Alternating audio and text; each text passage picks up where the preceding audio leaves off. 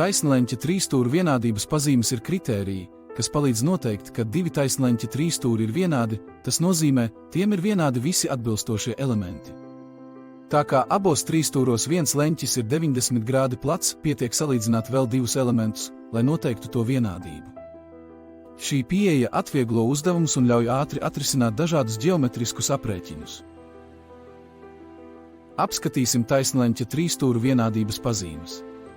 Pirmā pazīme – katete un katete. Ja viena trīsstūra abas katetes ir vienādas ar otra trīsstūra abām katetēm, tad trīsstūri ir vienādi.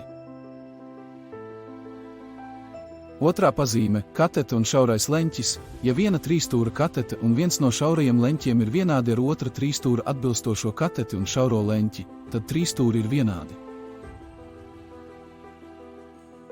Trešā pazīme – hipotenūza un šaurais leņķis. Ja viena trīsstūra hipotenūza un viens no šaurajiem leņķiem ir vienādi ar otra trīsstūra atbilstošo hipotenūzu un šauro leņķi, tad trīsstūri ir vienādi.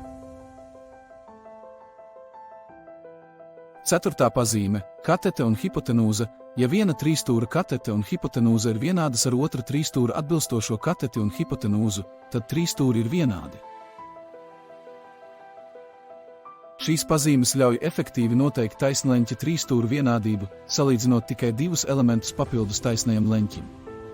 Piemēram, ja zināms, ka diviem taisnleņķa trīsstūriem ir vienāda hipotenūza un viens no šaurajiem leņķiem, konstatējam, ka tā ir hipotenūzas un leņķa pazīme un nav jābūt ģēnijam, lai secinātu, ka abi trīsstūri ir vienādi.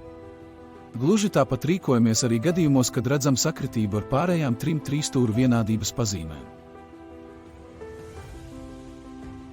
Uzdevums tev, vai divi taisnleņķa trīsstūri ar vienādu hipotenūzu un kateti ir vienādi? Pamato savu apgalvojumu. Taisnleņķa trīsstūru vienādības pazīmes nodrošina vienkāršu veidu, kā salīdzināt trīsstūrus. Izpratne par šīm pazīmēm palīdz precīzi atrisināt ģeometriskus uzdevumus un veidot pareizus trīsstūra modeļus dažādās praktiskās situācijās.